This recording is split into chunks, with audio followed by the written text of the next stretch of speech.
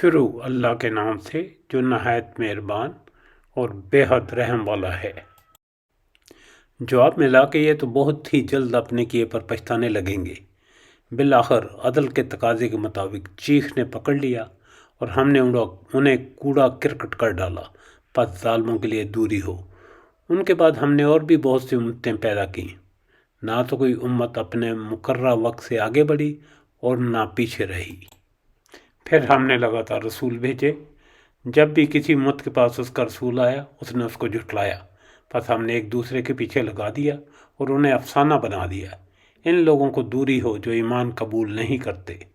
پھر ہم نے موسیٰ علیہ السلام کو اور ان کے بھائی ہارون علیہ السلام کو اپنی آیتوں اور کھلی دلیل کے ساتھ بھیجا فرعون اور اس کے لشکروں کی طرف، پس انہوں نے تکبر کیا اور وہ تھے ہی سرکش لوگ۔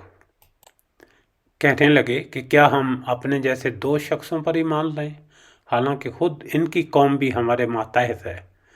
پس انہوں نے ان دونوں کو جھٹلایا، آخر وہ بھی ہلاک شدہ لوگوں میں مل گئے۔ ہم نے تو موسیٰ علیہ السلام کو کتاب بھی دی کہ لوگ راہ راست پر آ جائیں۔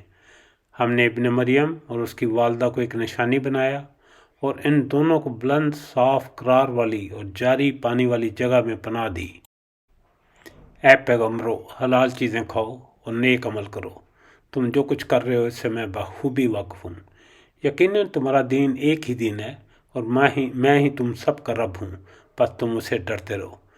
پھر انہوں نے خود ہی اپنے دین کے آپس میں ٹکڑے ٹکڑے کر لیے، ہر گروہ جو کچھ اس کے پاس ہے اسی پر اترا رہا ہے، پس آپ بھی انہیں ان کی غفلت میں ہی کچھ مدت پڑا رہنے دیں۔